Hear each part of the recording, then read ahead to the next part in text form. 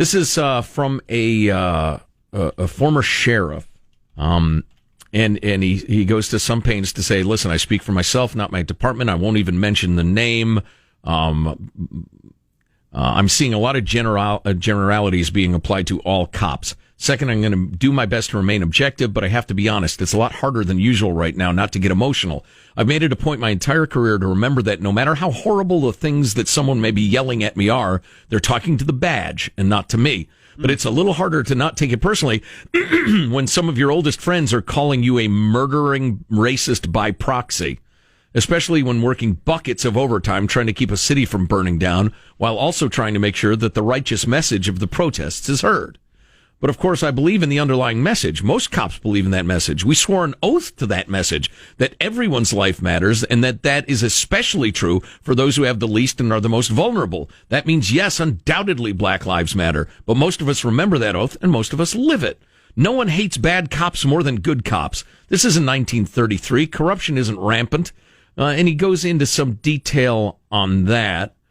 You keep cutting our funding and asking why our training isn't better. You keep cutting mental health services, then asking why we, the only people who are absolutely required to respond for a call for help, are the ones to respond to a call for help of a mental health crisis. You keep letting people out of jail and being surprised when that somehow doesn't lower crime. You keep telling us not to generate revenue by making traffic stops, then wonder why the roads are so dangerous. You keep calling us. That's a good one right there. You keep calling us for problems that are objectively not police problems, and then being angry that we either A, cannot provide a solution, or B, provide a police solution. You keep insisting we be everything to everyone at all times, and you keep getting mad at us when we are merely human. So yes, let's talk about police reform, because, in all caps, I agree, we need it. We need to fund teams of crisis workers who can be called to deal with homelessness and related petty crimes of survival rather than convenience or malice. We need to fund mental health services and fix legislative loopholes and roadblocks so that we can provide help to those who need it. And we need to have a serious discussion about providing some of that help against their will. We need that's where it gets sticky there, yeah. Yeah. We need astoundingly better social services. This first part especially, I beg you all to listen.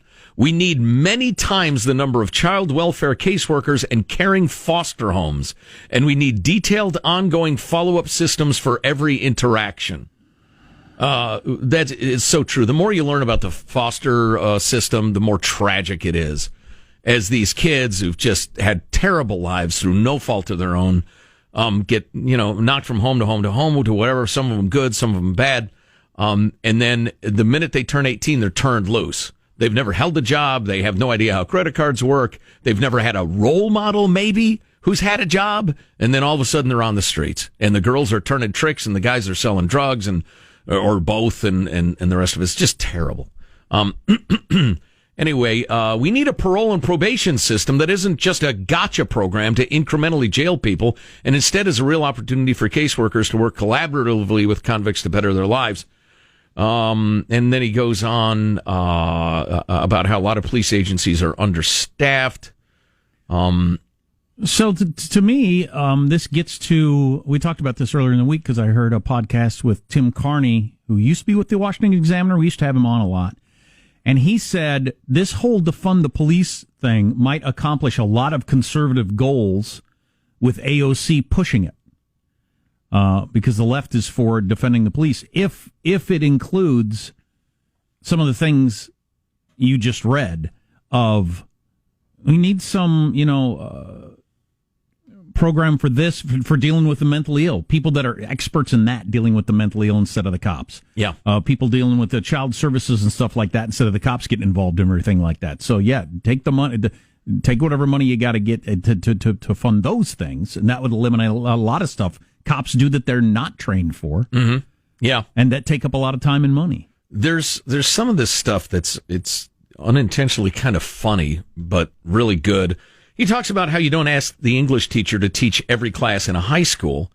and orchestra, coach soccer, football, and run the AV club, and act as the nurse and the entire cafeteria crew. And yet you keep insisting that street cops be medics and social workers and soldiers and detectives and counselors and therapists and surrogate parents and lawyers, and we just can't. So please take some of that away from us. Please find someone else to respond to the homeless man on the corner. Please find someone else to respond to the suicidal ex-soldier. Please find someone else to make the death notification to the parents of the teenager who just killed herself in a car crash on her way back from prom. Please find someone else to go check on the child who usually plays outside at this time of day, but you haven't seen since his dad got home slamming doors angry. Please find someone else to help his battered wife escape her situation, etc., etc. You get some more examples. Well, you think of that. You think about finding the kind of human being that can do all those things. That's a heavy lift. Because I was talking about that Wall Street Journal video that they've got it in the paper today, and you have to subscribe to watch it. But they took all kinds of footage from different cell phones and cameras and everything like that of when the peaceful protests turned ugly, and trying to nail down how that all happened, including cops talking back to dispatchers and the boss talking in, and the line's getting closer. What do? Do we disperse the tear gas? Blah, blah, blah. And the protester side and everything like that. And then there was a switch off between the original cops and then the more militarized, geared up guys. And when they came on the line, the way that kind of changed the atmosphere, the vibe. Yeah. But so you need the kind of guy that's capable of physically fighting. I'm not that guy. I don't have the fighting gene. But you need the kind of guy that's capable of getting into a full on fist fight battle with people, who can also show up to some of the stuff you just talked about there, the really tender, soft stuff. Right. Or be expert psychologists. Yeah, expert psychologists at a time where you got, oh my God. I mean, that's a unique human being that has that entire skill set. Because most of the people that have some of those don't have the others. That's just a human. We all know that. Right. Yeah. Yep.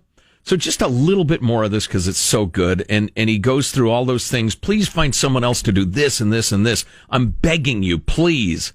And this is a sheriff. But until you do, we'll keep coming every time you call, and we'll keep doing our best with the tools you've given us and the system you've built for us. We'll keep showing up because no one effing else is required to. We're the only ones in our entire society who are duty-bound and sworn to show up when you call, no matter how little we want to or how poorly we were trained for that situation. And I am deeply, profoundly sorry that we aren't good enough. I am heartbroken that when one of us makes a fatal mistake or has a catastrophic lapse in judgment, and I'm ashamed to my core that some of us turned bad or maybe always were bad, and the rest of us didn't catch it in time. And he goes on saying, we know the system's broken. Trust us, we know it needs to be broken. I'm saying we know it's broken. It needs to be fixed. For F's sake, we probably know it's broken better than you. Yes, we have to do better. I know most of us do. Most of us want to, but so do you. Yes, you. We all do. We have to do it together. Otherwise, we've wasted this. All of this passion and all of this energy and all of this hate and all of this destruction and all of this terror and all this momentum and all this bleak, bitter, poisonous, wonderful hope will be for nothing. And none of us can afford for that to be the case. How eloquent is that? That's the best thing I've heard since this whole thing started from that side of the conversation. That needs national attention. I don't know how we elevate. We're on nationally, but I don't know how you elevate that to. That needs to be read on the front page of the New York Times and let people discuss. And there is a terrible problem with racism virtually everywhere on earth. And there are plenty of racist cops, but if we make this about race, we will lose all of the rest of that. Armstrong